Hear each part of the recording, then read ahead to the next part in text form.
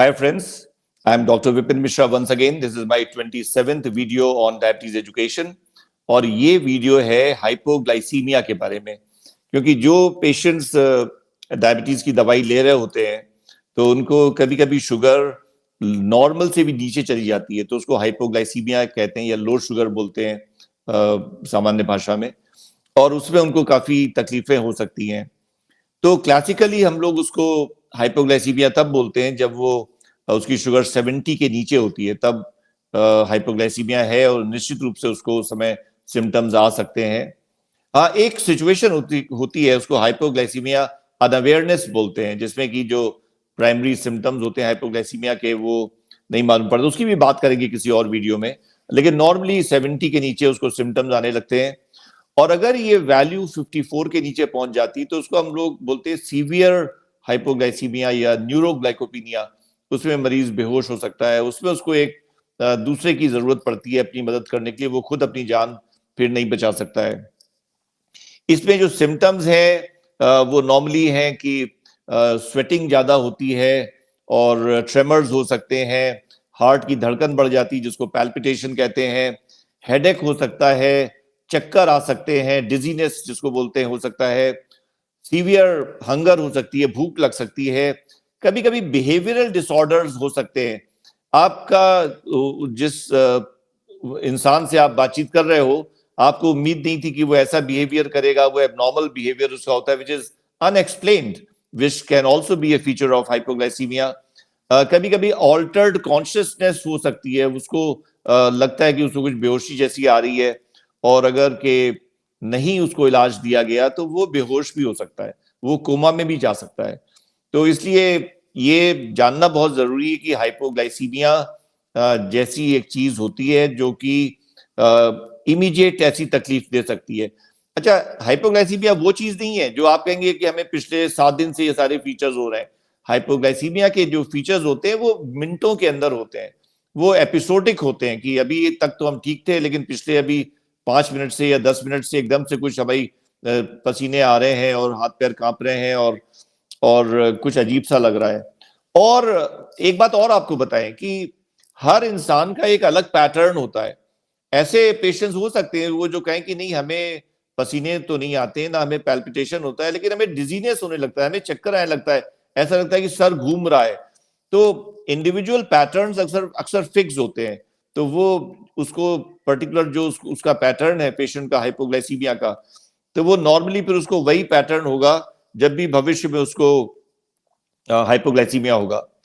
अच्छा, और ये भी खास बात है कि हाइपोग्लाइसीमिया को कभी लाइटली नहीं लेना चाहिए। हाइपोग्लाइसीमिया से डेथ भी हो सकती है, कि अगर पेशेंट को रात में सीवियर हाइपोग्लाइसीमिया हो गया सोते समय, तो वो कुछ कह नहीं पाएगा, किसी को बता नहीं पाएगा, और उसको रात में सीवियर हाइपोग्लाइसीमिया की वजह से डेथ भी हो सकती है, स्पेशली अगर उसको कोई प्री एग्जिस्टिंग हार्ट कंडीशन है।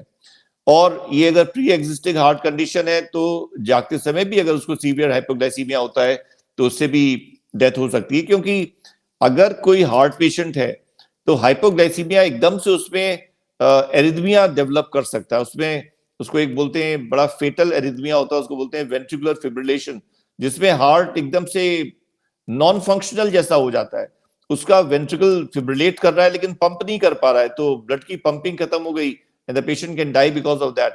सो hypoglycaemia should not be taken non seriously. और कभी कभी ये भी होता है कि पेशेंट ड्राइव कर रहा है, ड्राइव करते करते उसको हाइपोग्लाइसीमिया हो गया, तब भी वही चीज हो सकती है। अब सवाल ये कि हाइपोग्लाइसीमिया क्यों होता है। तो हाइपोग्लाइसीमिया के जो कॉजेज हैं उसमें यह है कि पेशेंट जो दवाइयां ले रहा है या इंसुलिन ले रहा है वो अपना खाना ठीक से नहीं खाए। अगर वो अपना खाना ठीक से नहीं खाता है या कम खाता है या मिस कर देता है एक मील, तो उसमें हाइपोग्लाइसीमिया के चांसेस हो सकते हैं। और दूसरा, ये आप बहुत ज्यादा एक्सरसाइज कर ले, जितना उसकी हैबिट नहीं है उससे ज्यादा एक्सरसाइज कर ले कभी, तो भी उसको हाइपोग्लाइसीमिया के चांसेस हो सकते हैं। और कभी कभी मिक्सचर भी हो सकता है कि खाना भी नहीं खाया और काम भी ज्यादा करना पड़ गया, मेहनत ज्यादा करनी पड़ गई, तो उसको हाइपोग्लाइसीमिया हो सकता है।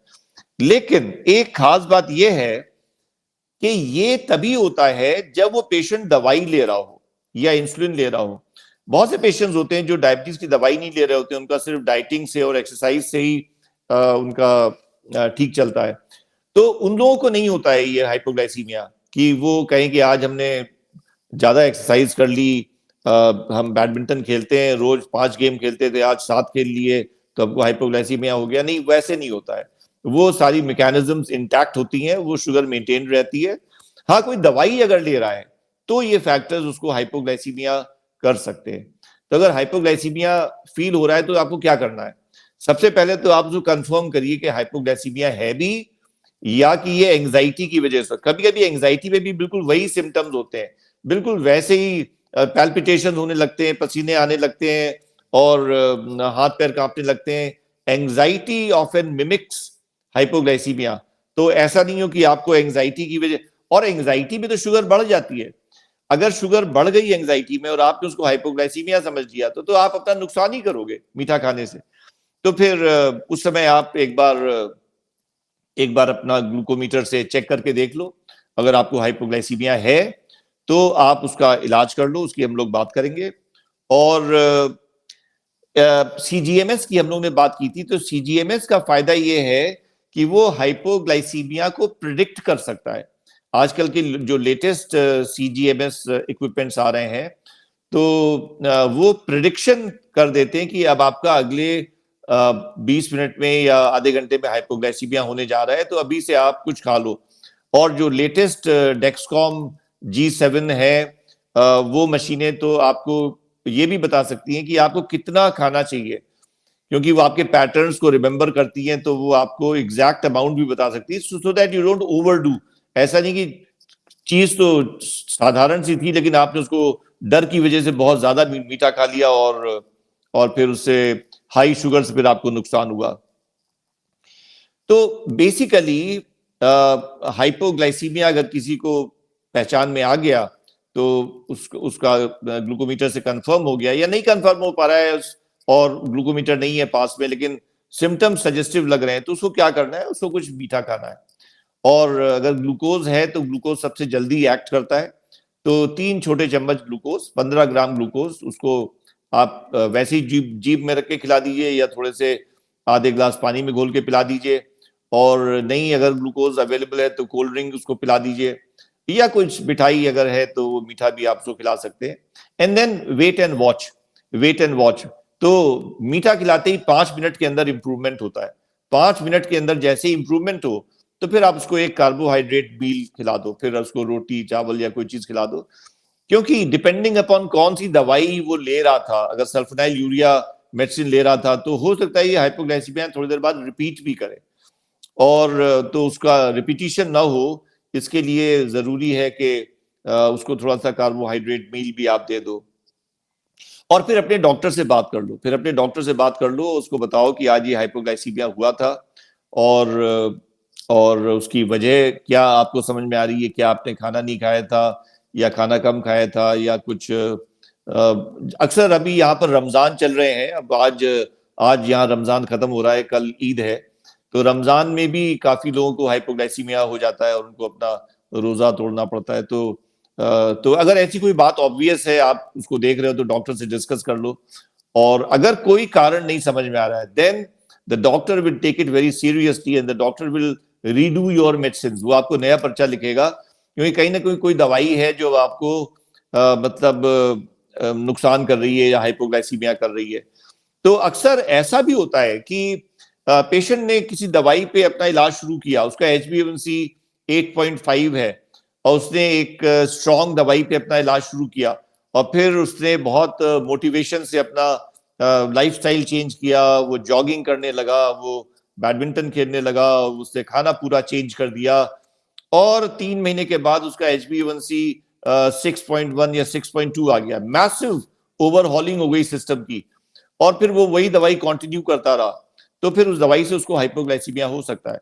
क्योंकि पहले शुरू में तो उस दवाई की इंपॉर्टेंस थी उसके लिए, लेकिन आज वो टाइम आ गया है because of his massive lifestyle overhauling कि अब उसको दवाई थोड़ी माइल्ड करनी पड़ेगी। तो अगर आप अपने डॉक्टर से डिस्कस करोगे तो डॉक्टर आपका जरूर ये बात कहेगा कि अगर कोई ऑब्वियस कॉज नहीं है then I will make a new prescription, that means you need some lighter medicines. अच्छा, एक चीज खास ये भी है कि जिन पेशेंट्स को क्रॉनिक लिवर डिजीज होती है या क्रॉनिक किडनी डिजीज होती है, उनको हाइपोग्लाइसीमिया होने के चांसेस ज्यादा होते हैं। तो उनको फिर हम लोग खुद ही कहते हैं कि तुम अपना बहुत टाइट कंट्रोल अब मत करो शुगर का, क्योंकि तुम्हारे फिर उसमें हाइपोग्लाइसीमिया के चांसेस बहुत ज्यादा हो जाएंगे। एक और चीज है मेंटल स्ट्रेस। मेंटल स्ट्रेस ऐसी चीज है कि जो बड़े वाइड स्विंग्स करती है, तो उसमें शुगर बहुत ज्यादा भी जा सकती है, और जिस दिन स्ट्रेस कम होता है उस दिन शुगर कम भी हो सकती है। तो अक्सर उसमें HbA1c ज्यादा आता है, तो डॉक्टर्स फिर स्ट्रॉन्ग मेडिसिन देते हैं। अगर वो देखते हैं कि HbA1c ज्यादा है तो फिर वो स्ट्रॉन्ग मेडिसिन देते हैं। और वो स्ट्रॉन्ग मेडिसिन दिया और किसी दिन उसका स्ट्रेस लेवल बहुत कम है और बहुत वो पीसफुल है पेशेंट और बहुत खुश है, तो फिर वो शुगर लो भी हो सकती है, क्योंकि दवाइयां तो उस हिसाब से सेट की गई थी कि उसका शुगर बहुत ज्यादा रहता है। और अगर स्ट्रेस की वजह से वो ज्यादा था और स्ट्रेस कम होने से उसका शुगर कम हो रहा है, तो फिर ये हाइपोग्लाइसीमिया हो सकता है। हमारे एक बार हमें एक पेशेंट की हमें एक बात याद आ रही है कि मैडम को डायबिटीज थी, तो वो आती हैं हमारे पास, यहाँ यहीं पे इंडियन पेशेंट है, तो उनके हस्बैंड भी साथ में आते हैं उनको दिखाने के लिए। तो उनको स्ट्रेस बहुत रहता है और हमको बहुत समझाते हैं पॉजिटिव रहो, खुश रहो, लाइफ को एंजॉय करो, जो शौक है उनको पूरे करो, सक्सेसफुल लोग हैं, कुछ स्ट्रेस की वजह नहीं है। तो एक बार उनको हाइपोग्लाइसीमिया हो गया था, तो फिर हमने कहा कि तो आप स्ट्रेस करती हैं इसलिए वाइड फ्लक्चुएशंस होते हैं, फिर उस दिन आप खुश थी तो फिर इसलिए आपका शुगर लो हो गया। तो उनके हस्बैंड बोले कि डॉक्टर साहब इसका मतलब इनका खुश रहना जो है वो खतरे से खाली नहीं है। हमने कहा हाँ ये तो बात है, इनका खुश रहना खतरे से खाली नहीं है, लेकिन ये भी बात है कि अगर वो खुश रहें तो शायद बहुत कम दवाइयां उनको जरूरत पड़े। फिर अगर वो पॉजिटिव रहें, बहुत जॉयफुल रहें और रिलैक्स रहें, तो उनकी दवाई बहुत कम हो सकती है। That is what is important. तो एक बार डॉक्टर से बात कर लें और हाइपोग्लाइसीमिया को कभी भी इग्नोर नहीं करें। और कभी कभी हम अपने मरीजों को समझाते हैं कि ये एक खुशी का मौका भी है हाइपोग्लाइसीमिया, क्योंकि हम उनसे कहते हैं देखो तुम्हें याद है जब तुम हमारे पास आए थे तो तुम्हारी शुगर बहुत ज्यादा थी, तुम्हारा HbA1c 9.1 था और तुम्हारी फास्टिंग शुगर 180 आ रही थी और PP 290 आ रही थी, कितना शुगर ज्यादा थी, तुम बहुत परेशान थे। और आज तुम्हारी वो स्थिति हो गई है कि तुम्हारी शुगर लो जा रही है, तो it's a certain kind of success, क्योंकि अब हम दवाई कम करने जा रहे हैं, अब दवाई कम करने जा रहे हैं। तो इनडायरेक्टली एक तरीके से ये खुशी का मौका है। और इसी खुशी के मौके पे इंडिया में क्या होता है, ज्यादातर कोई खुशी का मौका होता है कहते हैं कि मिठाई खिलाओ, इसलिए हमने तुमको कहा था कि जब ये खुशी का मौका आए तो उस दिन मिठाई खाना। So this is all about hypoglycaemia, and yes everybody should know about it, and everybody should discuss about this. If it happens with the doctor, it should never be ignored.